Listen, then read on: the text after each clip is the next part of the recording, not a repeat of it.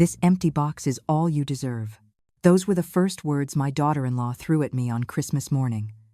No Merry Christmas, no kindness, only cruelty wrapped in shiny paper. She placed the small package in my lap with a smirk, loud enough so the entire family could hear. For a moment, the room seemed to freeze. The children kept tearing open their presents, ribbons and paper flying everywhere, but the adults glanced at me waiting for my reaction. My son avoided my eyes. He busied himself with his coffee, as if silence could protect him. I opened the box slowly, praying there was something inside, anything at all, but it was empty, completely empty. A deliberate act meant to humiliate me in front of everyone I loved. My chest tightened, my throat burned, yet I forced a smile. I refused to give her the satisfaction of seeing me break. The lights on the Christmas tree sparkled, reflecting in the lid I carefully placed back on top. I set the gift on the coffee table, as though it were valuable. Her smirk widened, certain she had won. But inside my heart, another thought rose stronger than humiliation. She had no idea who she was dealing with. And let me ask you something. If someone handed you an empty box in front of your family with those exact words, how would you react? Would you stay calm like I did, or would you speak up and expose them right then and there? Share your thoughts, because every choice reveals the strength of a person. Later that day, when the house grew quiet, I walked to my room and unlocked my safe. What waited inside reminded me that her cruel little stunt would not break me. In fact, it would be the start of her downfall. After the laughter of the children faded, and the sound of wrapping paper crinkling died away, I sat quietly in my room replaying the scene from that morning. My daughter-in-law's words echoed in my mind. "This empty box is all you deserve." The cruelty of it was not new, but the way she chose to humiliate me in front of the family left a sting that would not easily fade. You see, this had not been the first time she tried to cut me down. Ever since my husband passed away, I had felt her disdain sharpen. Before, when Robert was alive, there was at least a veil of civility. He would command respect with just his presence. People knew not to push too far. But the day I buried him, I noticed a change. She looked at me as if I were now an unnecessary piece of furniture, something to be tolerated until she could figure out how to remove me. In the beginning, I tried to brush it off. I told myself that grief made everyone short-tempered. I stayed out of her way, offered to help with the children, cooked meals, cleaned dishes, and tried to be useful. Instead of gratitude, I received rolled eyes, sighs of annoyance, and whispered conversations behind closed doors. It did not take long before those whispers became sharp words spoken to my face. She would comment on my clothes. Too old-fashioned, too dull, embarrassing when she introduced me to her friends. She would complain about my cooking even when the plates were scraped clean. If I offered advice on the children, she would laugh and remind me that times had changed and that my way of raising kids was outdated. Each insult was a little needle, meant to prick but not yet draw blood. My son tried to keep the peace. I could see him torn between his loyalty to me and his desire to keep his wife happy. More often than not, he chose silence. Silence, I learned, was the same as taking her side. That silence hurt more than her insults. As months passed, her behavior grew bolder. She began treating me like a guest in my own home. The house Robert and I had worked so hard to build was suddenly hers to rearrange. My favorite armchair was moved into the garage to make room for a sleek leather couch she had ordered online. The china cabinet that held my mother's dishes was replaced with minimalist shelves. Each change was a silent message. You do not belong here. I swallowed my pride again and again, but every time I walked into the living room, I felt like an intruder. My memories had been boxed up, pushed aside, erased one by one. I thought of leaving many times. I even packed a suitcase once, but as I zipped it shut, I remembered the safe tucked away in my closet. That safe held everything Robert and I had built together. Deeds, investments, accounts, letters he had written to me in case anything ever happened.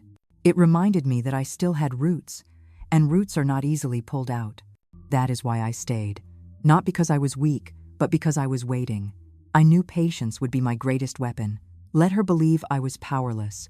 Let her think I was clinging to scraps. When the time came, she would discover just how wrong she had been. The Christmas humiliation was only the latest and most public cruelty. Her timing was deliberate. Surrounded by twinkling lights, with the children laughing and neighbors possibly stopping by, She thought she could deliver the final blow. She wanted to crush me under the weight of shame. But what she did not know was that shame can transform into steel if you carry it long enough. I remembered one evening not long after Robert's funeral. She had stood in the kitchen with a glass of wine, laughing with a friend on the phone. She spoke as if I were not in the room. She said she could not wait for the day the house was finally in their names, when she could renovate from top to bottom without my relics getting in the way. She said she pitied my son for having to support a useless old woman who brought nothing but dead memories into their lives. Her words cut deep, but I said nothing. That night, after they went to bed, I unlocked the safe and touched the folder with the property deed. Robert had left it all to me. Every brick, every room, every inch of the garden. The house was mine alone. She had no idea. It gave me strength to endure her insults. Every time she called me a burden, I silently smiled. Every time she treated me like an unwelcome guest, I reminded myself who the true owner was. She was living under my roof, not the other way around. Christmas morning, when she gave me that empty box, I realized she had reached the peak of her arrogance. There was nowhere else for her cruelty to climb. She thought she had stripped me of dignity, but she did not know the truth that lay behind the heavy steel door in my closet. The memory of Robert filled me with calm. He had always been a planner, always 10 steps ahead. He must have known what I would face after he was gone, and he made sure I would never be left defenseless. That safe was not just a place for documents. It was his last embrace, his final shield. As I sat in my room that Christmas afternoon, I understood something clearly. She had declared war with her empty box. She believed she had reduced me to nothing. But inside that safe rested a truth powerful enough to shatter her illusions and turn her smug smile into terror. The game had changed. From that moment on, I was no longer the silent mother-in-law enduring humiliation. I was the woman holding the cards, waiting for the perfect time to reveal them. And when that time came, the empty box she gave me would become the symbol of her downfall, not mine. The sound of Christmas carols played softly in the background, but to me they felt distant, hollow, like echoes from another life. After I placed that empty box on the coffee table and smiled as though it carried real value, the room seemed to resume its rhythm. The children returned to their laughter. My son busied himself with the toys that needed assembling, and my daughter-in-law floated around the living room with her triumphant grin. She believed she had won. I sat quietly, watching her. Every exaggerated laugh, every look she threw in my direction was meant to drive the knife a little deeper. She offered cookies to the neighbors who stopped by, telling them how wonderful the morning had been. When one of them asked me what I had received, she cut me off before I could speak. She announced proudly that she had given me something special, something that truly reflected my place in the family. Her words dripped with poison, yet no one else seemed to notice. The neighbors smiled awkwardly, muttered their goodbyes, and left us in our little battlefield disguised as a holiday gathering. My son avoided me completely, as if eye contact might drag him into the conflict he was too afraid to face. I felt a deep ache in my chest, not because of the empty box, but because of his silence. A son should stand by his mother when cruelty is so obvious. Instead, he vanished into the kitchen, leaving me exposed. My daughter-in-law grew bolder. She leaned close to a cousin and whispered, just loud enough for me to hear, that some people had overstayed their welcome and that fresh starts were good for everyone. The cousin glanced at me with pity but said nothing. The message was clear. She wanted me gone, erased from the picture, replaced by a blank space in family photographs. I sipped my tea and forced myself to appear calm, but inside I was burning. Not with rage, but with resolve. I had endured insults before, endured being pushed aside and mocked, but this was different. This was her public declaration that I was nothing. Yet she was blind to the truth. She thought the house, the security, the comfort she enjoyed belonged to her and her husband. She had no idea that the foundation beneath her feet was mine alone. The children ran to show me their toys, their innocent joy a balm against the bitterness. I smiled and played with them, letting their laughter remind me why I held on to patience. They did not deserve the tension that filled the air. They did not deserve to see the cracks forming in their family. For their sake, I stayed silent. But in my heart, I knew silence could not last forever. Later, as the meal was served, my daughter-in-law raised her glass to toast. She thanked everyone for coming and praised herself for hosting such a perfect Christmas. Then, with that same smug smile. She turned to me and added that it was a blessing to have me there to remind them of where they came from, but also a reminder that the world moves forward and that holding on to the past can weigh everyone down. The table laughed politely, perhaps thinking it was just a joke, but her eyes locked on mine told me otherwise. It was a dagger wrapped in a ribbon. I raised my own glass and returned her gaze without flinching. I thanked her for her hospitality, for welcoming me into what was still, in truth, my own home. A few people chuckled at the remark, not realizing the depth behind my words. She shifted uncomfortably for the first time that day, and I felt a flicker of satisfaction. The rest of the evening passed in a blur of chatter and forced cheer. When dessert was finished and the children were tucked into bed, I excused myself. My son barely noticed as he scrolled through his phone, and she simply waved me off, certain I was retreating in defeat. She had no idea that I was walking away not to escape but to prepare. In the quiet of my room, I closed the door and leaned against it, letting the weight of the day settle on my shoulders. I replayed every insult, every smirk, every word designed to strip me of dignity. My heart pounded, not from sadness, but from anticipation. The time for patience was nearing its end. I walked to the closet and pushed aside the rows of clothes. My fingers brushed against the cool surface of the safe. I had not opened it in months, but tonight its presence called to me. I placed my hand on the dial, feeling the grooves beneath my fingertips, remembering the combination Robert had whispered to me years ago. He had insisted I memorize it, that I never write it down. At the time I thought it was excessive, but now I understood. I did not turn the dial yet. Instead, I sat on the edge of the bed, staring at the steel door hidden in the shadows. The image of my daughter-in-law's smirk filled my mind. She thought the empty box defined me, that her cruelty had reduced me to nothing. But behind that door lay the truth. Behind that door was the power to shatter the fragile kingdom she had built on arrogance. The safe was more than metal and locks. It was the legacy of my marriage, the foresight of a man who knew the battles I would face after he was gone. It held the deeds, the accounts, the letters that proved where real power rested. It was the quiet secret I had carried while she strutted through my home believing herself queen. I rose slowly, my hand brushing the dial once more. Not tonight, I thought. Tonight was about remembering who I was. Tomorrow would be about showing her who she had underestimated. I would not let anger dictate my actions. I would let strategy guide me, just as Robert always had. The house was silent now, the echoes of laughter gone, replaced by the hum of the heater and the ticking of the clock on the wall. I sat there in the quiet, the safe beside me, and I knew without a doubt that the empty box she had given me would soon be the last gift she ever handed with a smile. The next morning, the house was still and quiet. Bits of wrapping paper were scattered under the tree, the faint scent of pine lingering in the air. I moved silently through the hallway, my slippers brushing against the wooden floor. Everyone was still asleep, and for the first time in days I felt a strange calm settle over me. It was time. I returned to my room and closed the door softly. The safe stood waiting, its dark surface catching the faint light from the window. My fingers hovered over the dial for a moment.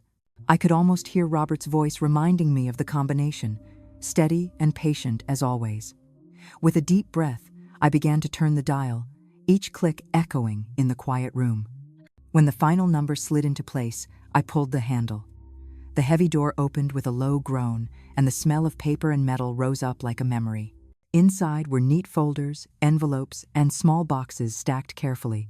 My hands trembled as I reached in. The first folder contained the deed to the house, signed and notarized years ago, leaving everything in my name. I traced my fingers across Robert's signature, remembering the way he had looked at me that day. He had known our son's wife was ambitious, perhaps even ruthless, and he wanted me protected. She believed the house was theirs, that her influence made her queen here.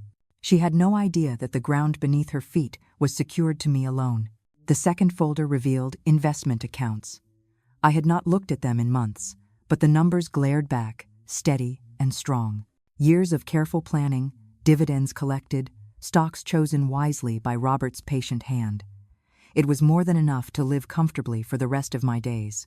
More than enough to remind her that I was not the fragile woman she thought I was. Beneath the accounts lay a sealed envelope. My breath caught as I opened it and pulled out a letter in Robert's handwriting. His words were as clear as the day he had written them. He told me he loved me, that he trusted me, and that he knew I would face challenges once he was gone. He reminded me that patience was strength, and that silence could sometimes be louder than shouting.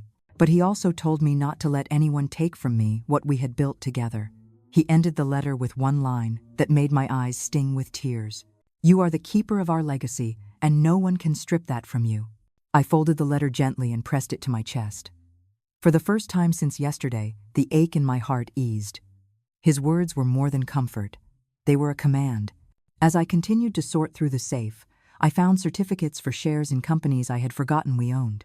There were bonds, insurance policies, even small trinkets from our travels abroad, each carefully placed as if Robert had known they would one day serve as reminders of my strength. This was not just a collection of papers, it was a fortress built out of foresight and love.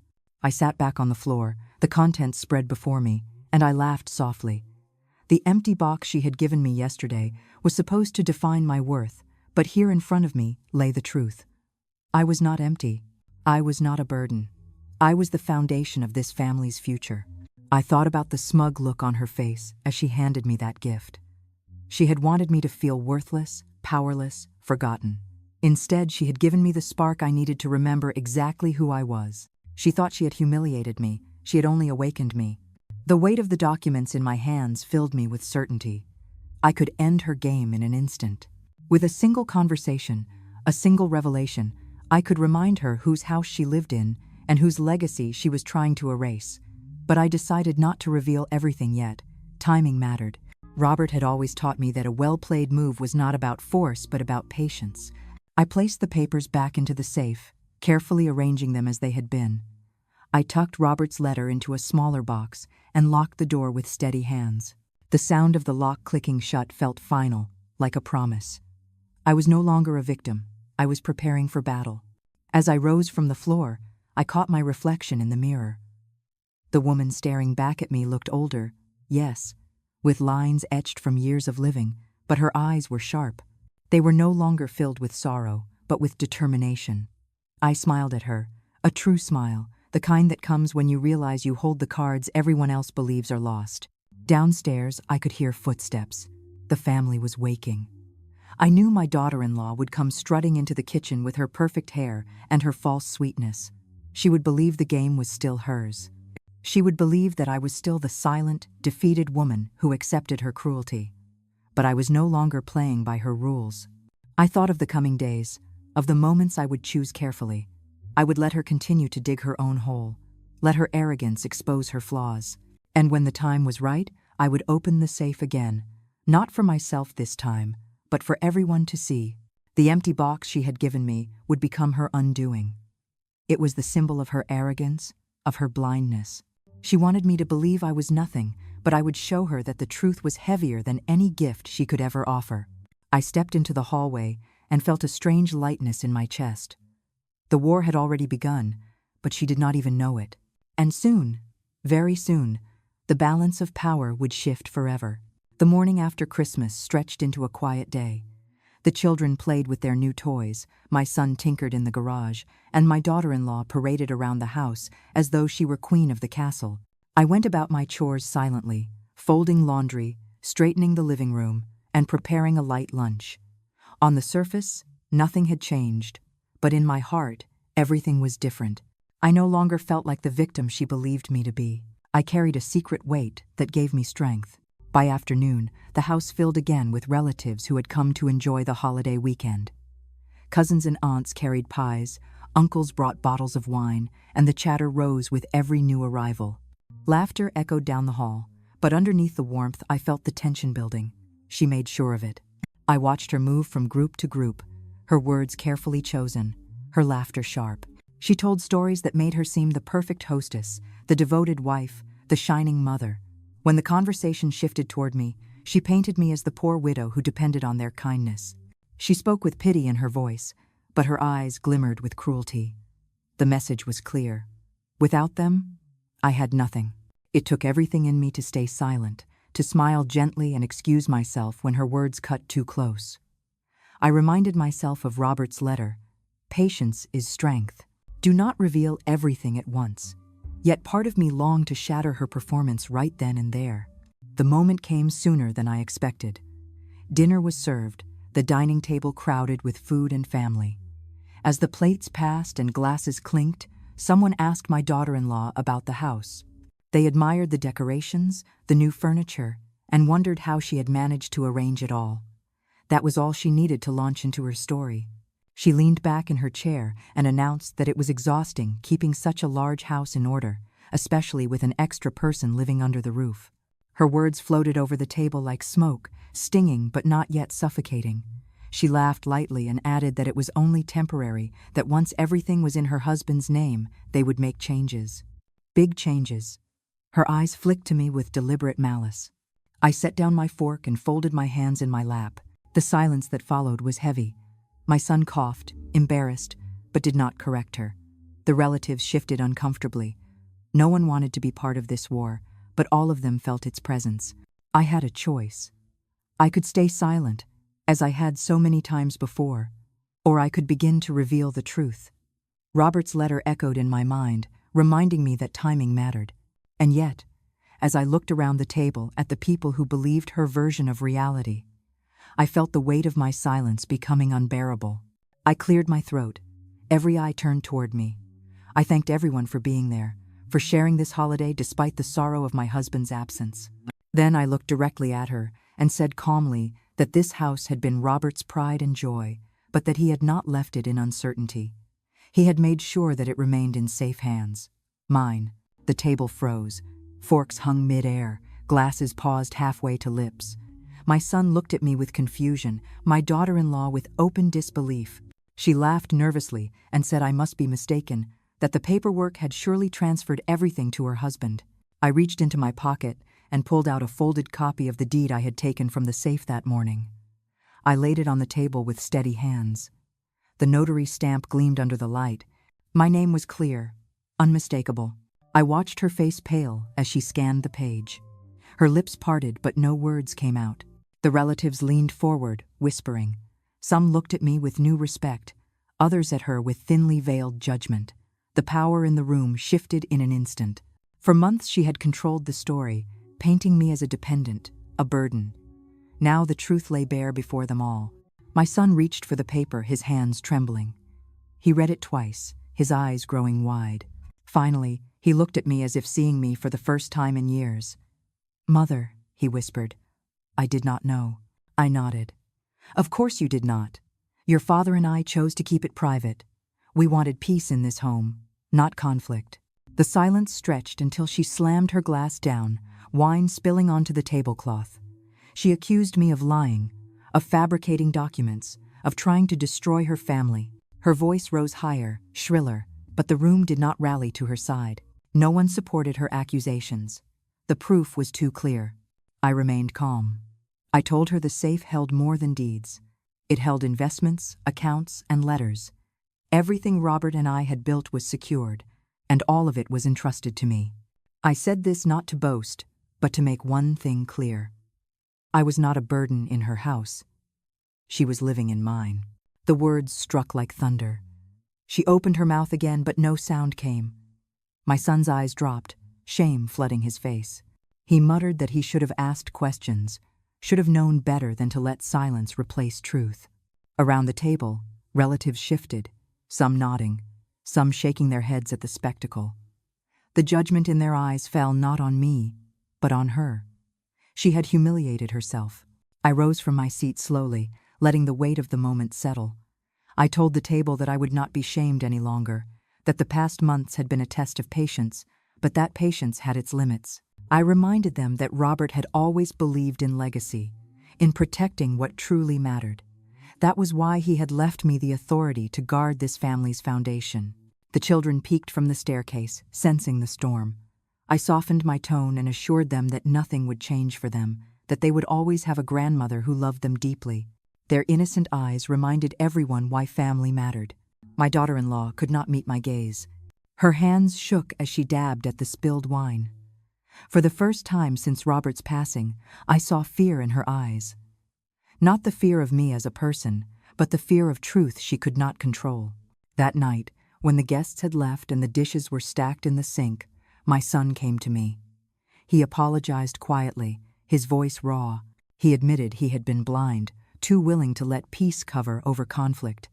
I listened, but said little. Apologies could not erase months of silence. Trust, once broken, takes time to mend. As for her, she stayed in the kitchen, slamming cabinets, muttering under her breath.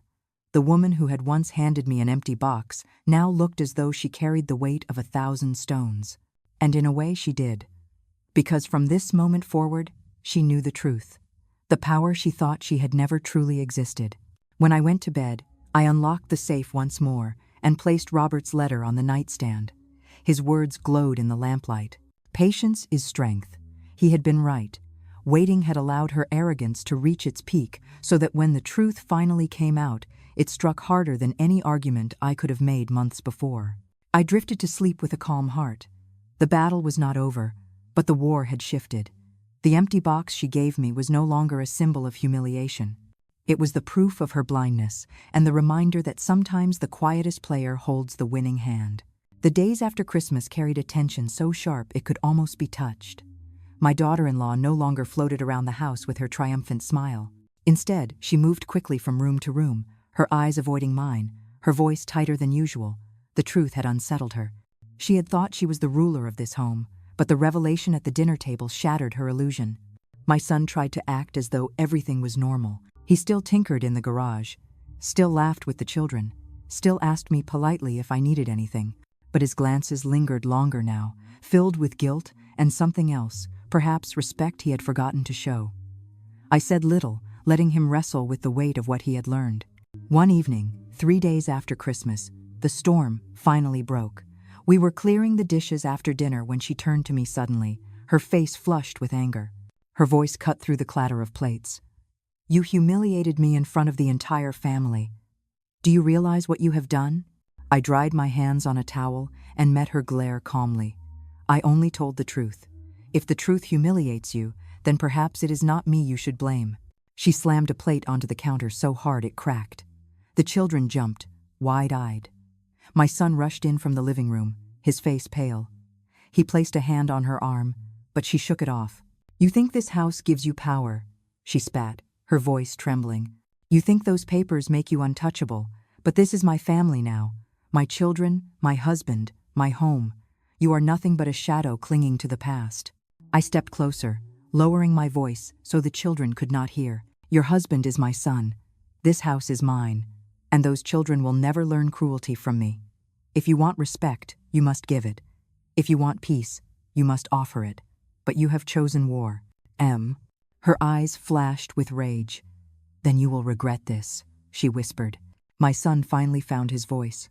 "Enough," he said firmly, looking at her with a sternness I had not seen before. "Mother is right. We have treated her unfairly, and it has gone too far. She deserves respect, not ridicule." The words hung in the air like thunder. She stared at him, betrayed. He had chosen a side, and for the first time, it was mine. The days that followed were filled with icy silence. She avoided me, speaking only when necessary, her words clipped and sharp. But the damage was done. The family had seen the truth. My son had spoken, and her grip on this household was slipping. I spent more time with the children, reading to them, baking cookies, walking them through the snowy yard. Their laughter filled the house, softening the edges of conflict. Each time they ran to me instead of her, she flinched. She had built her confidence on control, but children cannot be controlled by cruelty. They are drawn to love, and love was something I still had in abundance. One afternoon, she cornered me again. Her eyes were wild, her voice shaking. "I will not live in your shadow. If you think you can push me out, you are mistaken." I met her words with calm. "I have no need to push you out. You are unraveling all on your own. Respect cannot be demanded. It must be earned." She hissed through her teeth, promising that she would find a way to turn things back in her favor. But I saw the fear behind her anger.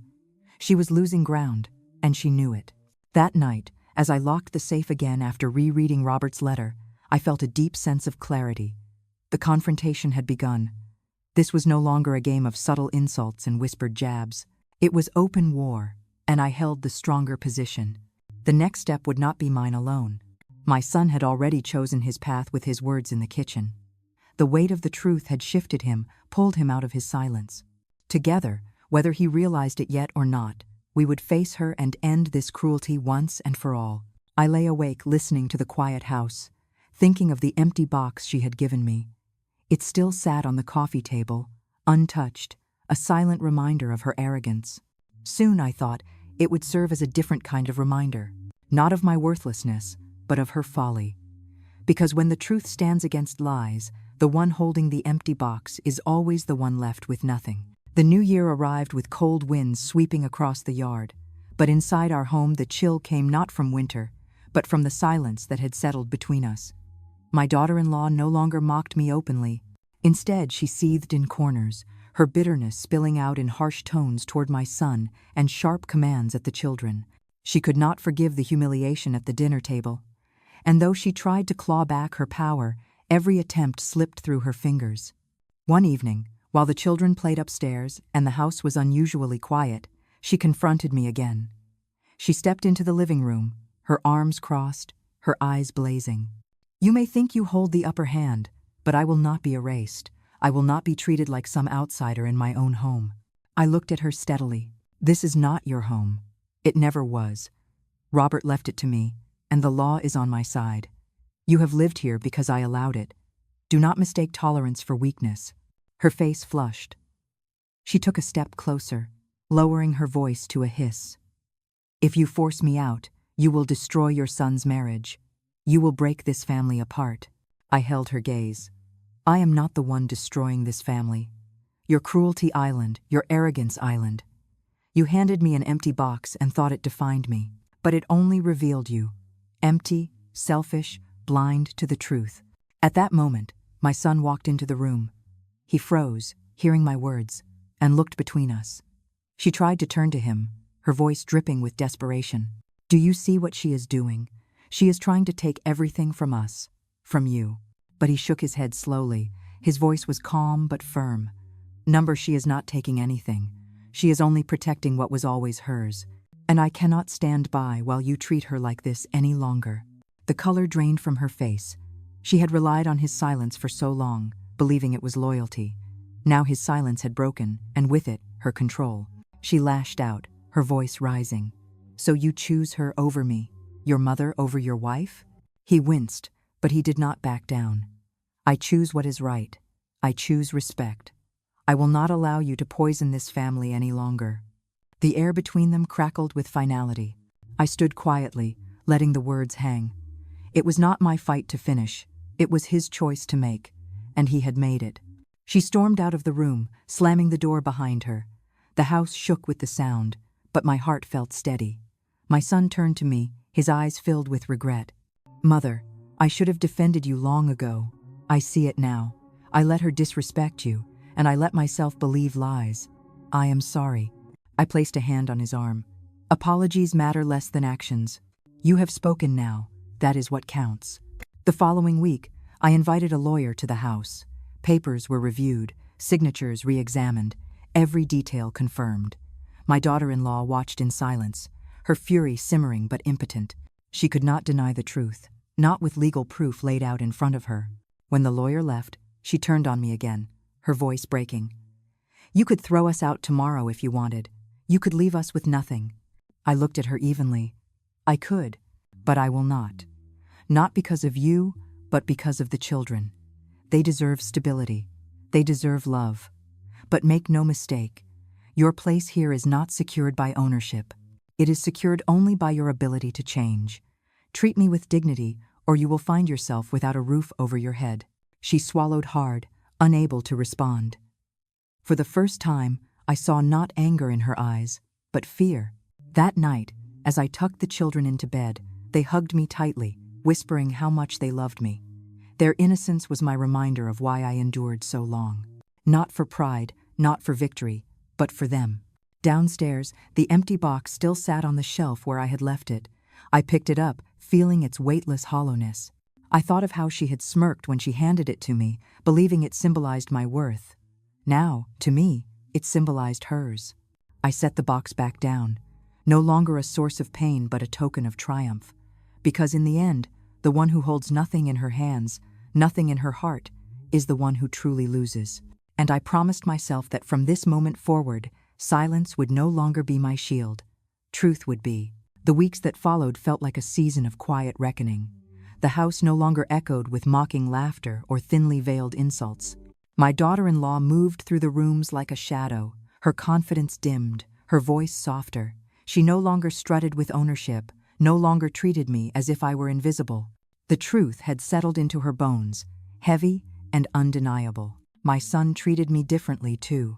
He lingered at the table after dinner, asked me about my day, and even began to share stories from his childhood that I had not heard in years.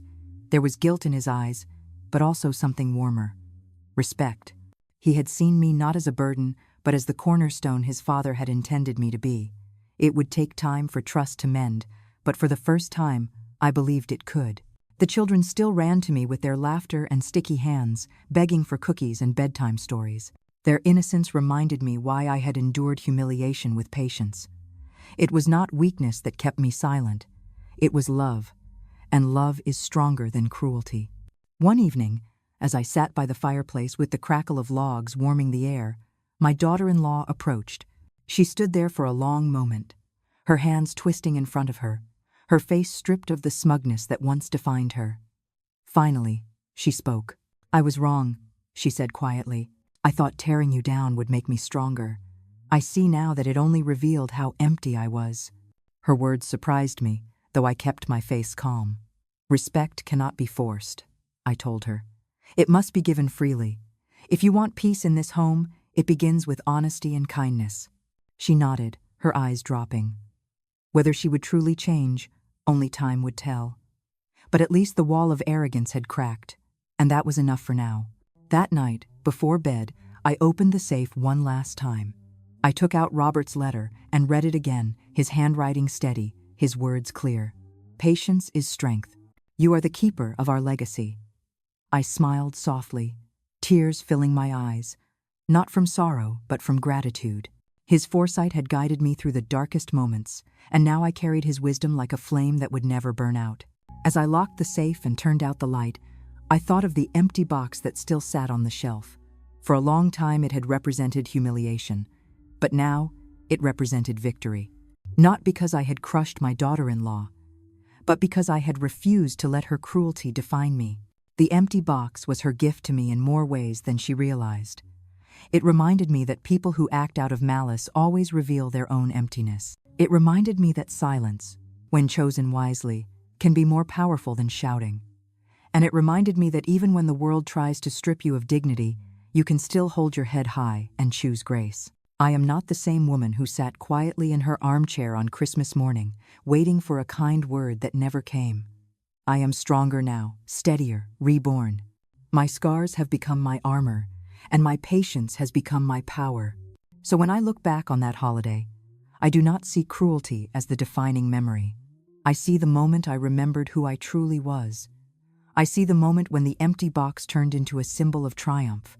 And I will tell you this: life will hand you many empty boxes. People will try to diminish you, to take from you, to make you feel small. But what truly matters is what you carry inside yourself. The truth, the love, the legacy you guard. That is what no one can ever steal. So I smiled as I drifted off to sleep, the sound of the children's laughter still echoing in my mind. The war was over. The house was mine. My dignity was mine. And my heart, though tested, remained full. Because in the end, she gave me nothing, and I turned it into everything.